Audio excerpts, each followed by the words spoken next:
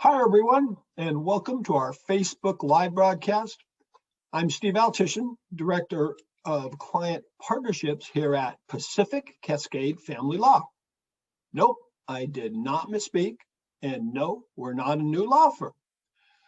Our land or home family law offices are now called Pacific Cascade Family Law. Why the change? Well, as we expanded our firm both in Oregon and Washington, we began last year to use the name Pacific Cascade Family Law for Washington offices. And now, as we continue to grow throughout Oregon and Washington, we made another decision, both to reduce any confusion about us and to more closely represent the continued growth of our firm. We decided to combine our Oregon and Washington offices into a single name, Pacific Cascade Family Law. However, we are still here, same firm, the same team, under one unified name. So with that, today I'm here with certified behavior analyst Chris Messina to talk about co-parenting for a child with special needs. Good morning, Chris. Hi, good morning, Steve. Well, Chris, before we started on this subject, can you fill us in a little bit about your background and your experience in this particular area? Sure. So I actually have kind of two different backgrounds that have come together to going to serve me well to support a very particular niche in the co-parenting community. So I have an extensive background in special education, and I am also a board certified behavior analyst. So I have been able to kind of intermingle those two skill sets to be able to provide a service for co-parents who are navigating what is a really difficult maze of kind of special needs support for their children. That leads me right into the first question. What do we mean by a child with special needs? It's a really big umbrella term. So special needs, kind of captures a whole host of challenges that individuals face. It's really a euphemism that was developed with the intent to put a more positive spin on language that was used in the past that was far less sensitive to this population. So, right now it's actually still fairly controversial. There are so many different types of terminologies that people prefer. So I've heard, lots of families refer to their child as an exceptional child. Some folks still prefer to have their particular disability labeled. So special needs has been, in my experience, the term that is most preferred by families. But the bottom line is it's critical to make sure that when you're working with a family whose child struggles with these challenges, that you ensure that you've helped, allowed them to help you understand what makes them feel the most comfortable.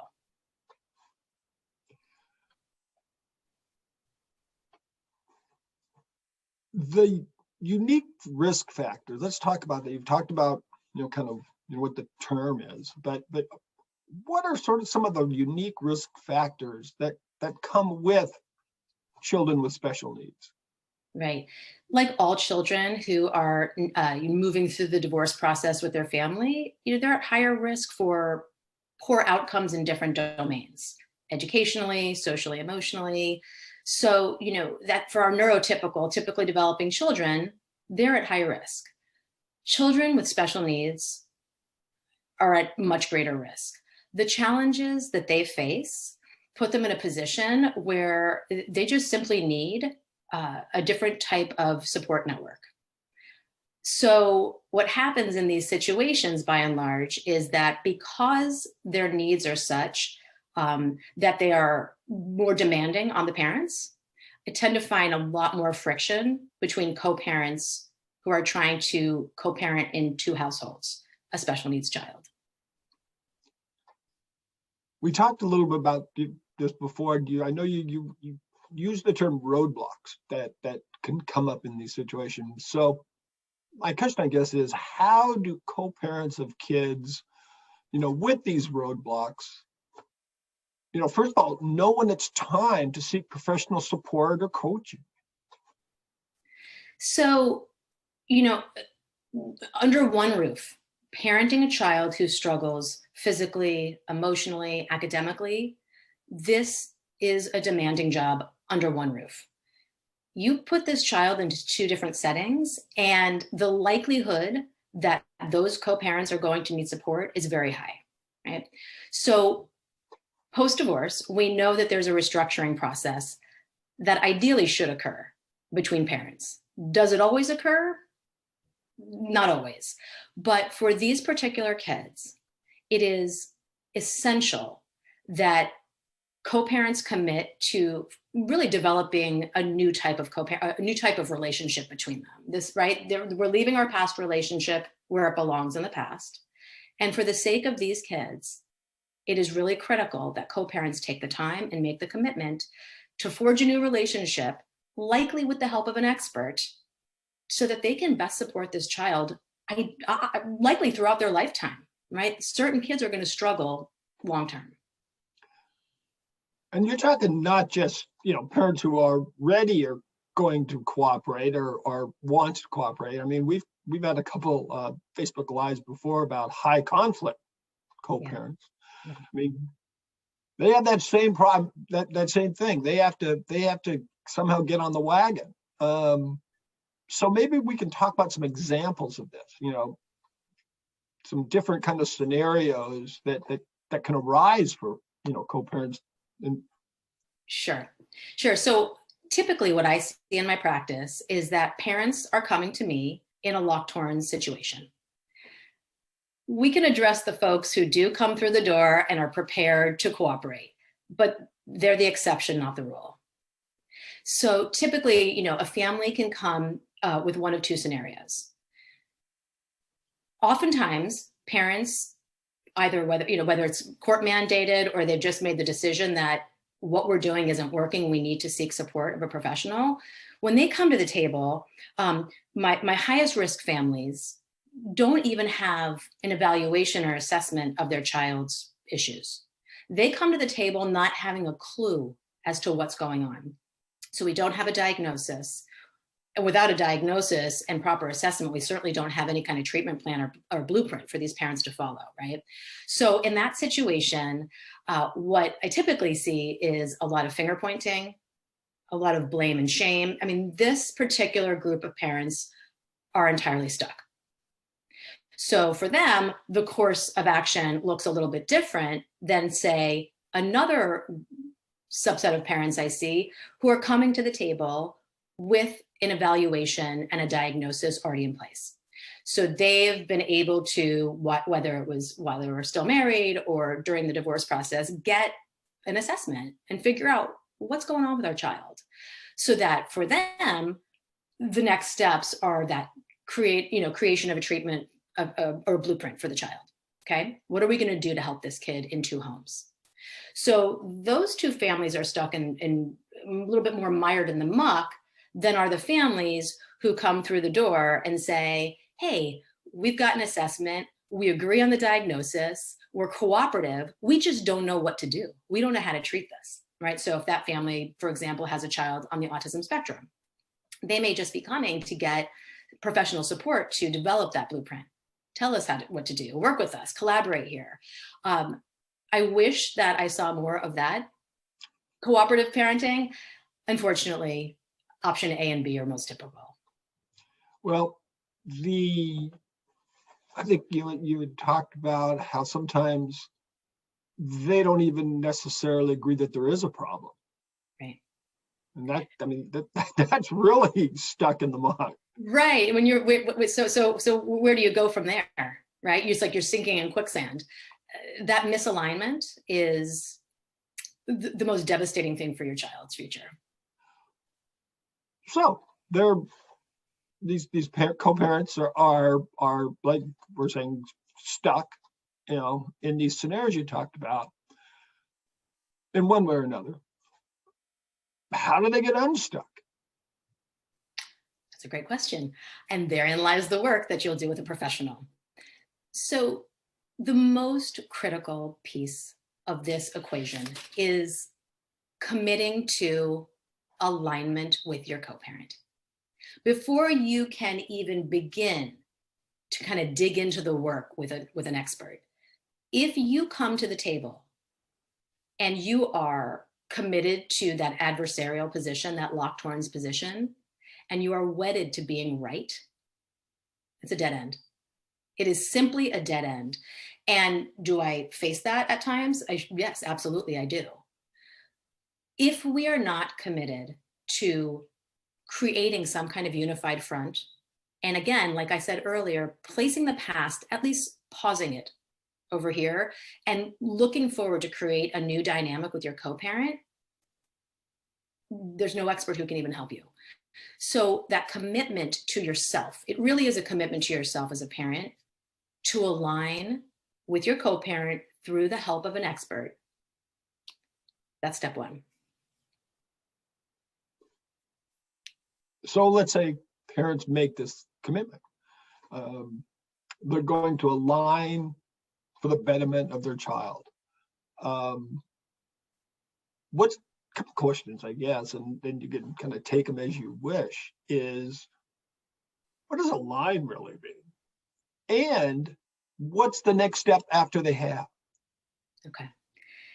So alignment is not synonymous with agreement. And I think it's really important for parents to recognize that.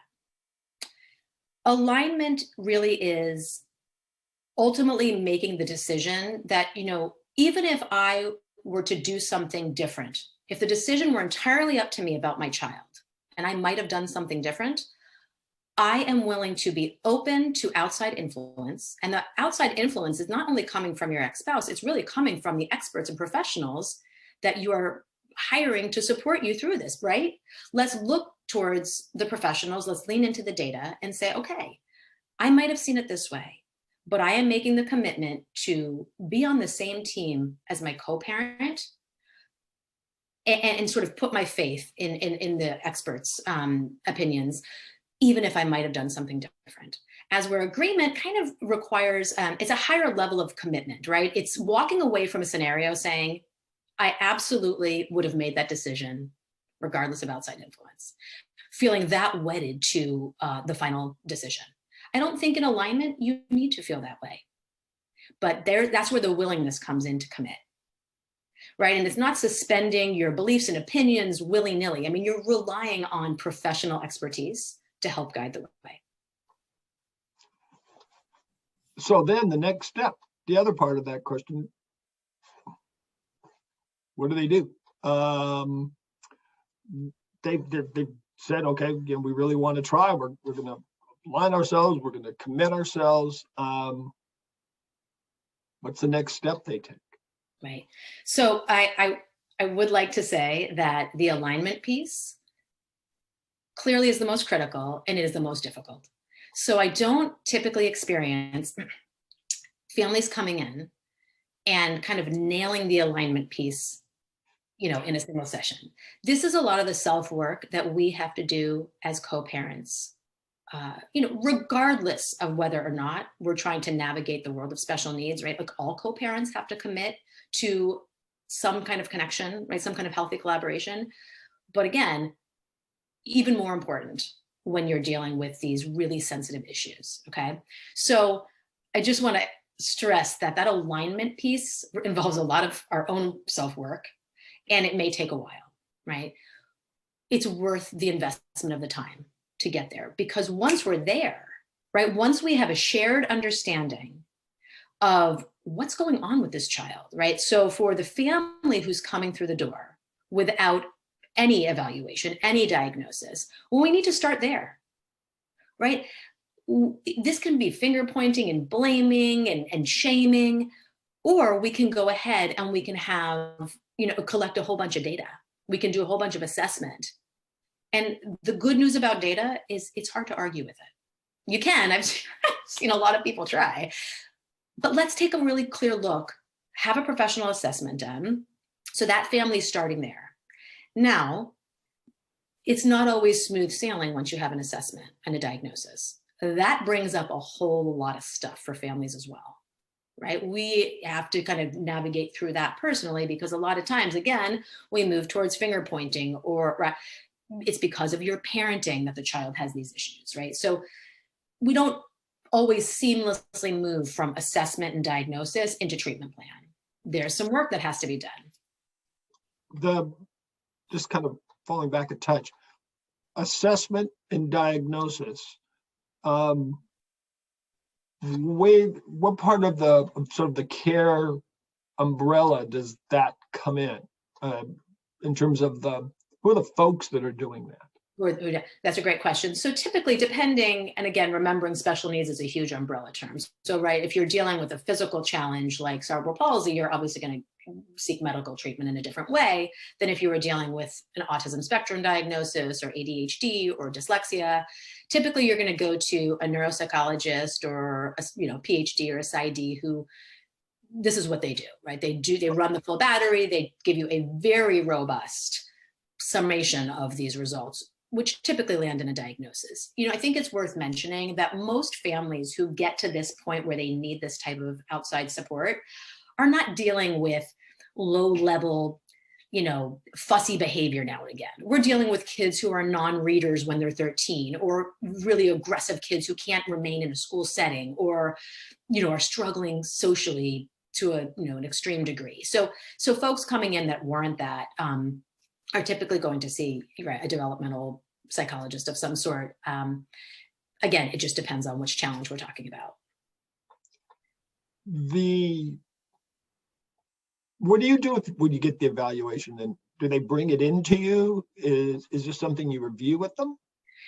So typically, the psychologist or whatever doctor you've seen will review these results with you. And when I say you will get a robust evaluation, they are typically very dense. You get a lot of information because you're getting a whole bunch of test results, the summation of that test results, and then, those results, and then recommendations for what to do. So it's really critical that families who, seek or have these evaluations identify a professional, who does something like I do, and there are different types of professionals who do this work, but someone who can help demystify, what does this mean in real world application for my kid? The sort of what to do with this information person, right? Someone's got to help guide you to create that blueprint, because it's all really valuable, but now what? Parents certainly don't have, for the most part, parents don't have the skill set to make sense of that and go, well, gosh, I know how to treat this. I mean, these are complex challenges. So finding a professional to help you make that blueprint is critical. So if I would come into you, this were me doing this, I imagine my report would have, like I said, a lot of numbers, and the all mystifying term, the percentile, and how does that work into what it means to the kid and what it means to the co-parents? Right, that's a great question. As a behavior analyst, I'm not too concerned with the actual diagnosis or label. I mean, it certainly helps you to have maybe a broad stroke sense of your child, right? If we're dealing with a learning disability versus a spectrum disorder, right, we kind of have a little bit of a category that we can sort of place this child in so we know where to go. But overall, by and large, what we're using those assessments to do is to generate a list. Obviously, we are always starting with strengths. With every child with whom I work, it is where's your strength profile, right? But of course, we need to look at those lagging skills and skill deficits. What are the particular skills that your child either needs to strengthen or develop? And how do you work in two homes and a school setting, potentially, and maybe at a grandparent's house, right? We've got to make sure when we talk about alignment that all players in this child's life are aligned as far as their understanding of what is getting in this child's way. Do we agree on these specific skill deficits? So let's use the information that was gathered, and let's figure out how we not only generate that list, but prioritize what skills need to be addressed first to kind of make the biggest impact for this child. And we need to make sure other people understand how to address this as well. So, I mean, is there a brochure you can give me? Do step A, B, C, and D. I know a lot of people sometimes in this, just they want to hear, send me a list of 10 things to do. or us a way of 10 ways to act. I mean, it's a pretty huge, complex and unique situation, different than just like I said, regular, or not regular, but kids without some of these challenges. And so it's not, I take it, it's not like you can just say on day one, okay, these are the things that this particular diagnosis require. It's so highly customized, and it really depends on the diagnosis, right? So if we're dealing with a particular learning challenge like dyslexia, it's a little bit cleaner, for lack of a better word. It's a little bit more of a direct path for how we might treat that. And when you look at certain challenges that children face, some of them are a little bit more obvious to the naked eye. Thereby, alignment between parents tends to happen more readily. So for example, if I'm dealing with a physical challenge, it's right, and something's happening with my child's mobility, it's a little bit harder, although I'm sure there are some folks who would like to debate it, but it's a little bit harder to kind of land in that sort of locked horn situation when it's obvious to the naked eye. The challenges with which I deal are largely invisible. Okay, so when we're dealing with things happening up here, that even though assessment can kind of try and pull some of it out and create a picture for us, it still becomes open to conflict in a way that other challenges might not. So it's not always a clean process. So to give a family a sort of a step-by-step procedure, it can get a little bit tricky, which is why you need to recruit the experts to do that for you. But the key things to keep in mind are, if you do not know what I call it, what seems to be the problem, it's game over. There's nowhere to go. So when I'm working with families, and a lot of times folks will come to me and say, we have an aggressive child, right? Or my child is not independent. I mean, these aren't behaviors. So we really look at what are the behaviors that are interfering. And I always lean into data collection. The single most important thing I think co-parents in a high conflict situation or where they're misaligned can do is work with someone to capture data. Let's look at, for example, I see this a lot. In one household, a child is going to bed with no issue. In the other household, right, we've got a kid who stays up to all hours and they're on their iPad and there's a whole compliance issue with following bedtime directions and whatnot. There are two avenues in that situation. One is to look at your co-parent and shame them, right? What are you doing wrong? Look at you. It's obviously your fault because they do it just fine with me, right? Those words should never leave your mouth as a co-parent, right? They don't do it with me. If they are engaging in appropriate adaptive behavior at one house, it is this incredible opportunity to say, hey, what are you doing differently? What are you doing that's working? Let's look. What's your bedtime routine like, right? Like, why is the child more compliant at bedtime? How are you navigating it?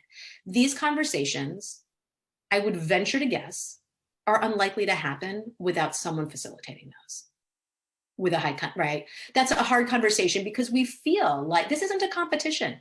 This isn't who is the better parent. This is what are you doing?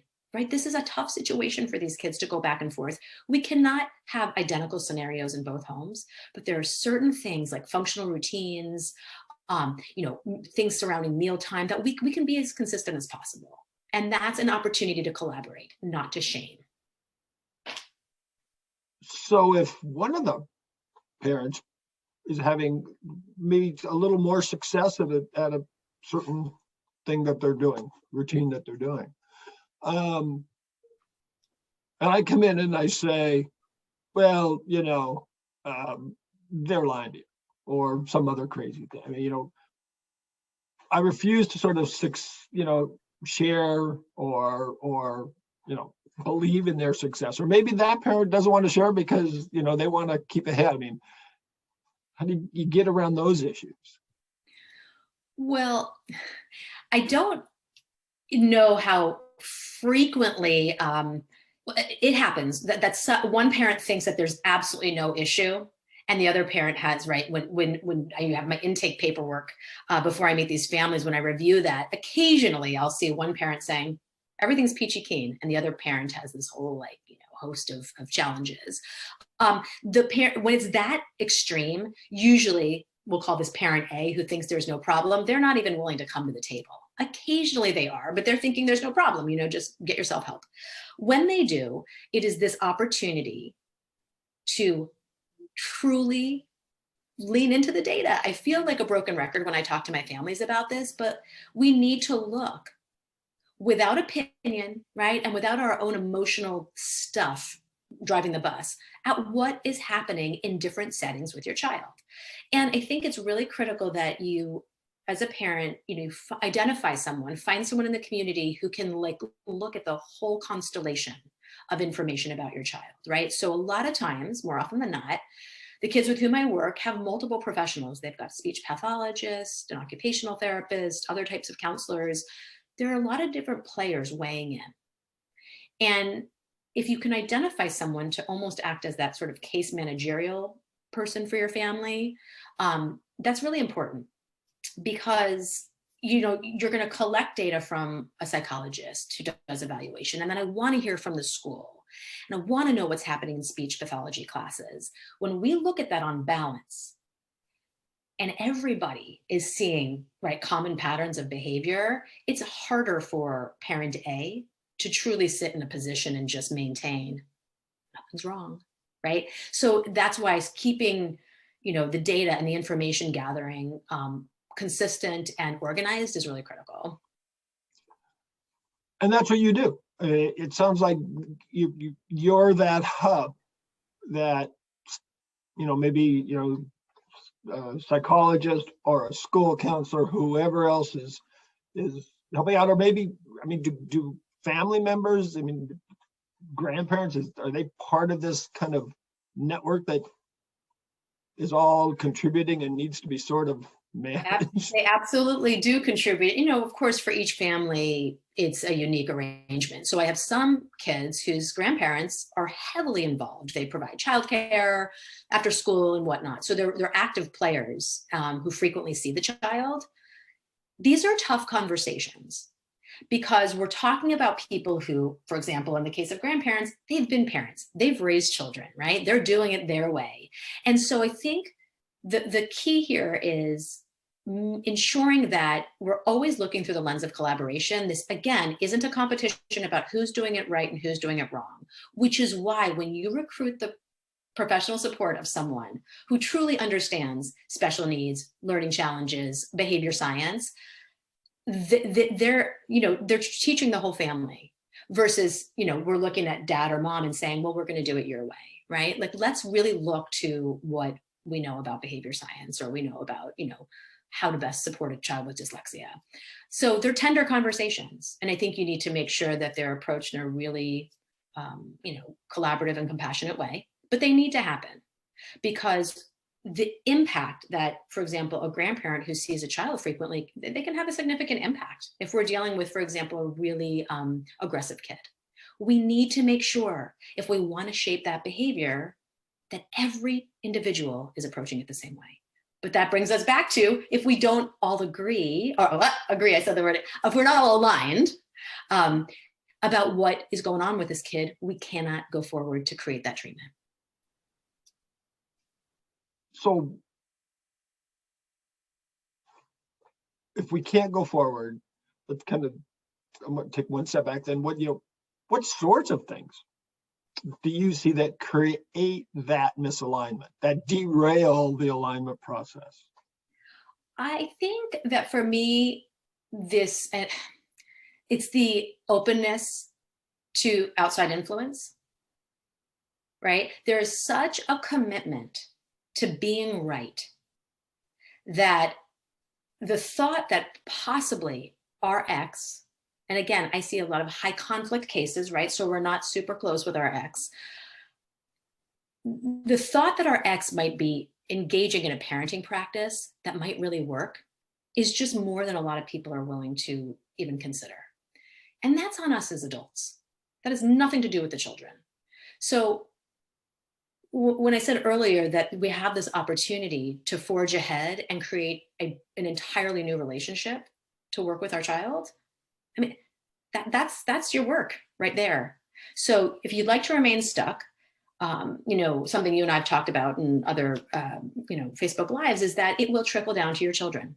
And so if you're remaining stuck and you have a child with significant needs, right? I mean, make no mistake, that is going to deeply impact your child's development ongoing, deeply. I remember trickle down. That was just fascinating and eye-opening, and the bad results that could come from parents' actions, and that's any parent with any family situation. And I imagine you see that in this situation, without aligning, without having a combined, an aligned force working to try to do this, that the bad consequences that trickle down can be really bad. Yep. Just not just the normal kind of stuff that every kid may have. Well, for sure. I mean, for, let's say, a developmental challenge, there are windows of opportunity that we need to capture to teach certain skills. Because at the end of the day, what we are doing when you create what I call that blueprint, which is really a treatment plan that is implemented into homes, what we're doing is we are teaching those skills that I mentioned earlier, the lagging or skills that don't exist. So how we teach those is not only about the strategies we use, but also the timing. So if we're going to sit in this position where we're locked horns, we may very well be wasting very valuable time. The same holds true for learning challenges. There are really critical times when we need to be addressing certain skills. So do you want to be right, or do you want to meet your child's needs? If we cannot park resentment at the door when we have these conversations, we're wasting really, really valuable time. So can parents really change? I know that's a kind of a curveball question, but the common thread through the entire process and what we've talked about is alignment. Right. And parents can do things that can obviously tear apart that alignment pretty quickly. So I mean, can parents not yet change, but also can they fix things if it becomes misaligned?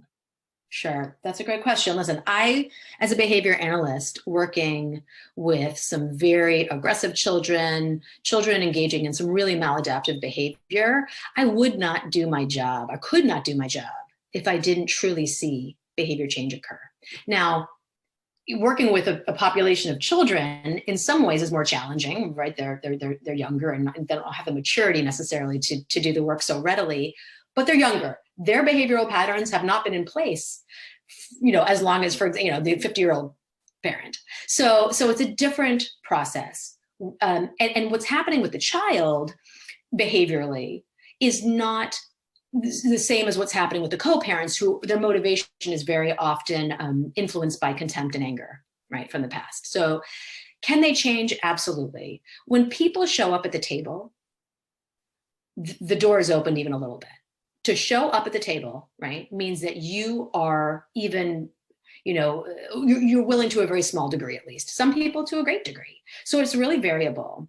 And I think that the key is to make sure you identify the proper resources to help you have these conversations and to develop those plans. Now, because of my background in special ed and in therapy, I'm able to look through two lenses. Not everybody is. So you may have to have a team of people. There may be a couple of different specialists, but make sure that you have someone who understands the nuances of your child's challenge, as well as somebody who can help you facilitate those conversations to implement that plan.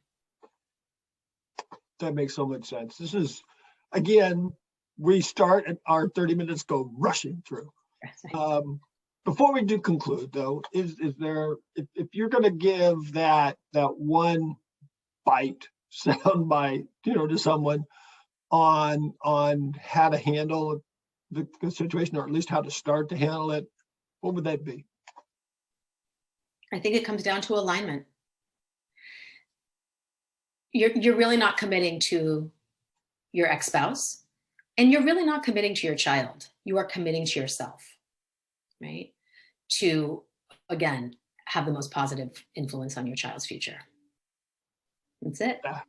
That makes total sense. Why I'd go to you. So, Chris, thank you again for joining us today, and again providing incredible insight on a complex issue and making it easier to understand for folks like me. So, thank you. You're welcome. And I also want to thank everyone who tuned in today, again, at our Facebook Live. If anyone has any questions on today's topic, you can post it here, or you can shoot me an email at, and I'm not going to get this wrong because I have a new email account, saltishin, that's not easy, SALTISHIN at PacificCascadeFamilyLaw.com.